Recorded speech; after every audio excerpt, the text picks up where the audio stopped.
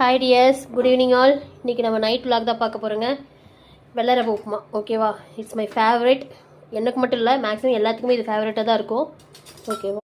எப்படி செய்கிறதுன்னு பார்க்கலாம். படைச்சட்டி வச்சு அதுக்கப்புறம் வெள்ளை ரவை ஒரு 2 கப் எடுத்திருக்கேன். இதில் நெய் சேர்த்தி நல்லா தொலாய் விட்டுட்ருக்கேன். நல்லா வறுத்துக்கலாம்.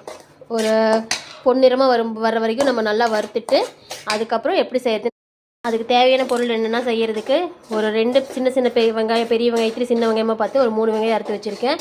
ஒரு தக்காளி, 2 பச்சை மிளகா, கருவேப்பிலை, கொத்தமல்லி தழை கட் பண்ணி வச்சுருக்கேன். நான் எப்போவுமே பார்த்திங்கன்னா உப்புமா செய்யும்போது வர மிளகாய் ஆட் பண்ணிக்குவேன். ஒரு 3 மிளகா 4 மிளகா போட்டால் டேஸ்ட் நல்லாயிருக்கும். இருக்கலாம். இங்கே பார்த்திங்கன்னா அதுக்கு தேவையான சுடு தண்ணி வச்சுருக்கேன். அது காயட்டும். போதும். வெள்ளை ரவை நல்லா வணங்கிடுச்சு. இப்போ ஒரு பிளேட்டில் ட்ரான்ஸ்ஃபர் பண்ணிவிட்டு அதே வடச்சட்டியில் நம்ம தாளிச்சு விட்டுடலாம். வச்சாச்சு. தேவையான அளவு ஆயில் சேர்த்திக்கலாம். ஆயில் சேர்த்திட்டு ஆயில் காஞ்சதுக்கப்புறம் கடுகு போட்டாச்சு. கடுகு பொரிஞ்சிட்ருக்கு. கடலப்பருப்பும் போட்டாச்சு. ஓகே, நல்லா பொரிஞ்சாச்சு. கடலப்பருப்பு கொஞ்சம் நல்லா ஓரளவு கலர் வந்துச்சு. இப்போ நம்ம அந்த ஆனியனை இப்போ ஆனியன் போட்டாச்சு. ஆனியன் நல்லா வணங்கட்டும். கூடவே பச்சை மிளகு 2 கட் பண்ணி வச்சுருக்கேன், அதையும் போட்டுக்கலாம். கருவேப்பிலையும் போட்டுக்கோங்க. நல்லா வணங்கட்டும். தேவையான அளவு உப்பு போட்டு தொலைய விடுங்க. சீக்கிரமாக வெங்காயம் வணங்கி உப்பு போட்டோம்னா, அதுக்காக தான் முன்னாடியே போடுறது. அந்த 3 வரமிளகாயும் போட்டு நல்லா வணக்கி விடுங்க. இந்த ஸ்டேஜில் நம்ம ஒரே ஒரு தக்காளி கட் பண்ணி வச்சுருக்கேன், அதை போட்டுடலாம். ஓகே, அதை போட்டு கொஞ்சம் நல்லா வணக்கிக்கலாம்.